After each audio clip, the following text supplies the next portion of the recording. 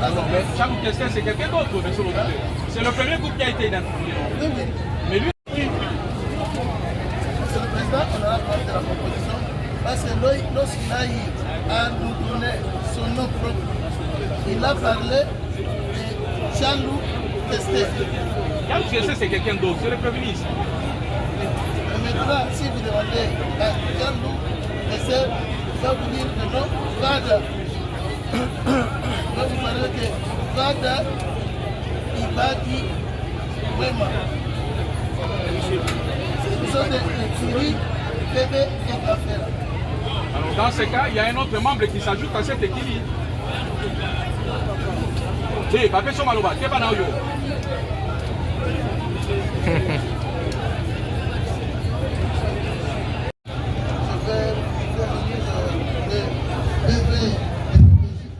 Bon, pour qu'il soit identifié aussi à l'extérieur des autres et savoir comment on va évoluer. Oui, la défense, la partie civile. Nous aimons aussi considérer que le même impact du Agenda, que nous sommes, on vient à peine les champs de parfait dans le constituant partie civile. Il s'agit de mettre Francis et Sakabossine, et la même personne, lorsqu'il a donné la mort au confrère, et que la famille du confrère sont venus auprès de notre client présent ici pour France, c'est ainsi que l'individu qui a donné la mort à l'avocat est allé maintenant agresser notre présent client pour lui faire tout ce qu'il lui a fait. En dehors de lui, nous avons encore une autre personne que nous sommes encore constitués comme partie civile. Le policier qui est derrière nous ici, il s'appelle Zobial. Donc, la même personne, monsieur le président, c'est une personne très, très, très dangereuse. Bientôt là, nous allons vous le montrer. Merci. Oui, maître.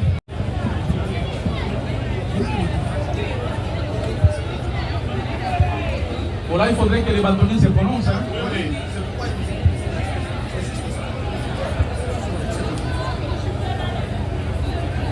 Bon, déjà au départ, le fait de respect des principes d'égalité d'armes, il faut qu'il soit aussi assisté.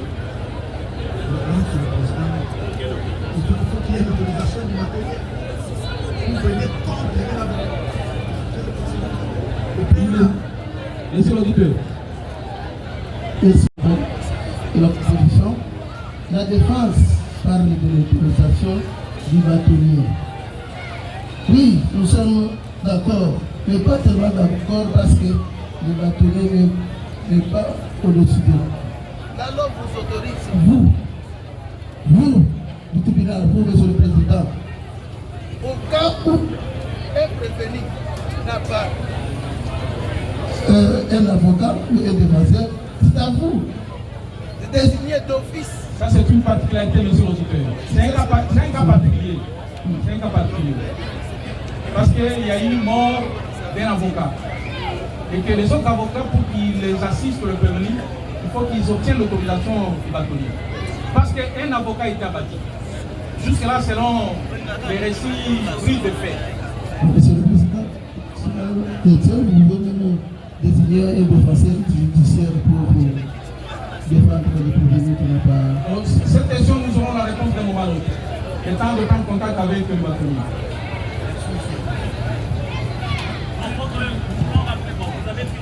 Les contrats qu'on a déjà pris pour les confrères. On a posté par on a déjà donné tous les éléments. Merci. Merci.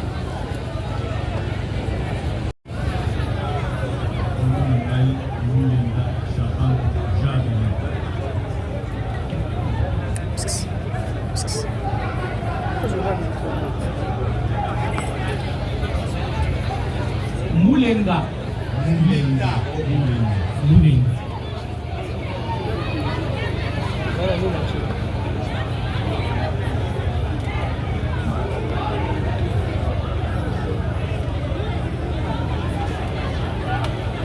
J'allais nous voter à moi.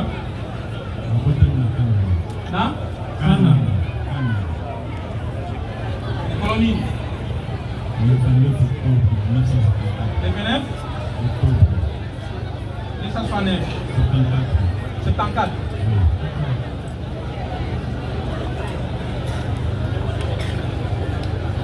On voit papa.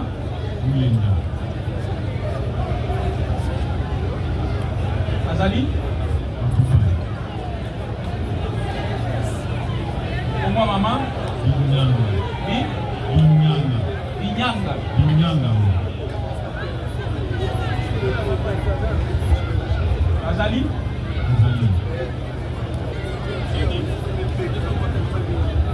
L'état civil nayo marié, ton célibataire. Comment moi si nayo? Nani? Chilanda.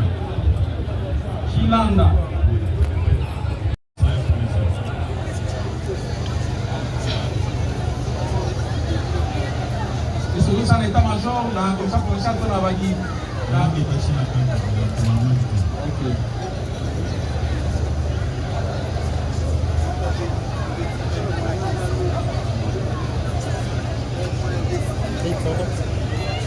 Ça va? C'est yo Sarawak. Namulani.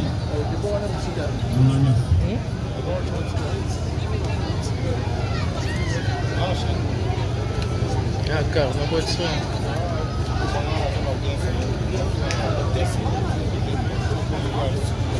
Est-ce que il a sur Sali? Il a Niboni.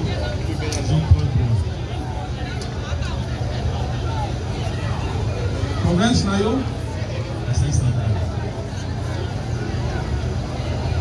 Territoire? Secteur?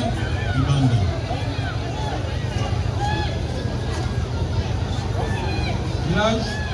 Sakaben.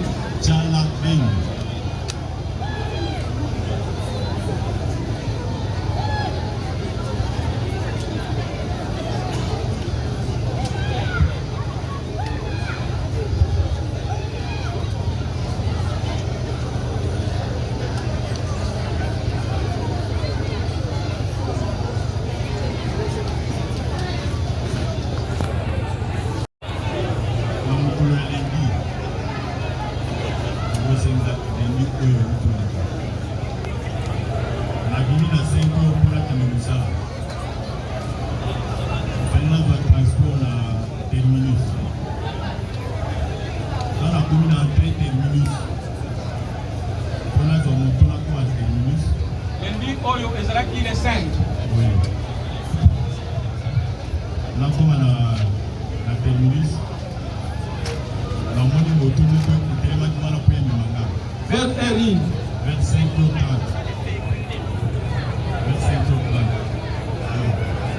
Ana nina matala moto, ko moto Ozo kena musala wapi? Bon, nasala ka détachement quelque part. Pour la sécurité na ngana ko. Alors, quand on a matamoto ko moto aki ngala tikala.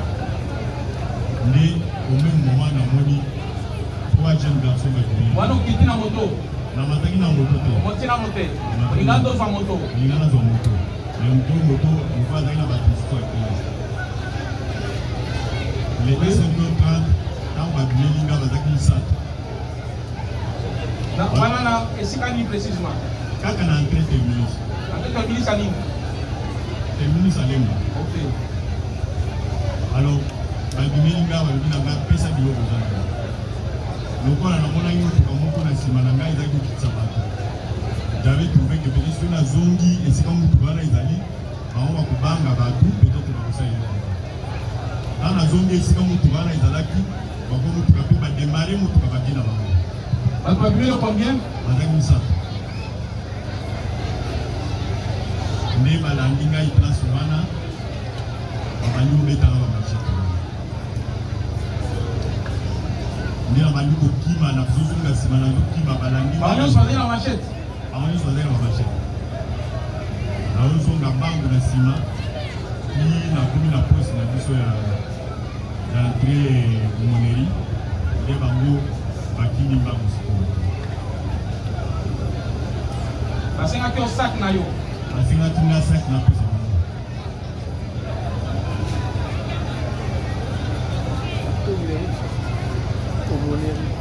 Komoneri. Tango boy ya le bandi ko menacer na machette ba petit. Oui.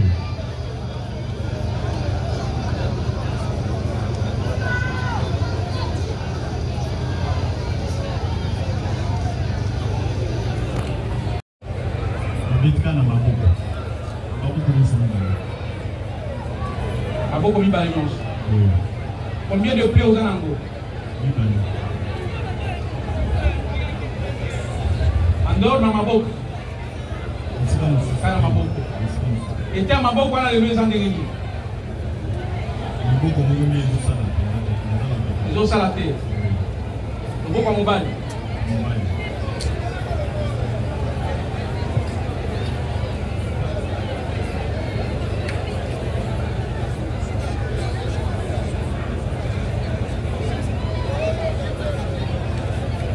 Et si ma botte là au sac, au tiers qui sac. Quand on a des babes au machette. Et si ma quoi non quoi babango. Quand on va tipo bazali bonsoir.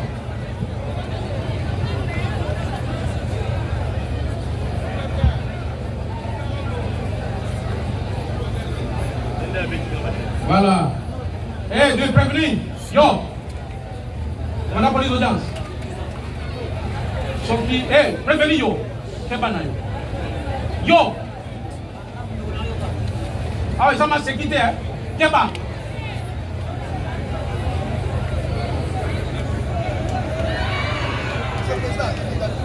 Prenez celui qui a été doigté aussi.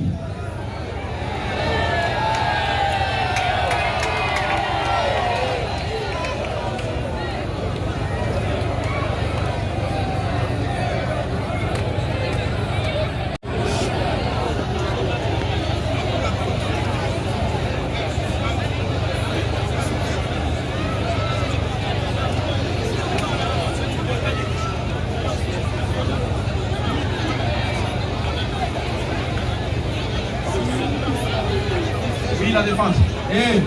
Dis, ah ouais, ça m'a sécurité. Pour l'oba, il faut m'appeler son maloba. Nous sommes en train de remarquer, ensemble avec le tribunal, il y a eu des signes d'intimidation auprès de cet individu qui a rendu votre client infirme, inapte de vie. Même en votre présence, il le menace, monsieur le président. J'aimerais que vous puissiez constater cela et que le directeur puisse acter tous les actes, tous les gestes de menace. Ça y est apaisé même. Il fera le travail.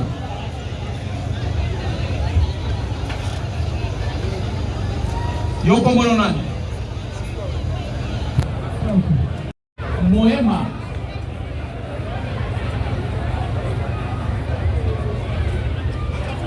Ok, aujourd'hui, bâton mi balai. On identifie maintenant avec certitude. Ils sont trois monsieur. Yo, yaka, ozo sekayo. Keba.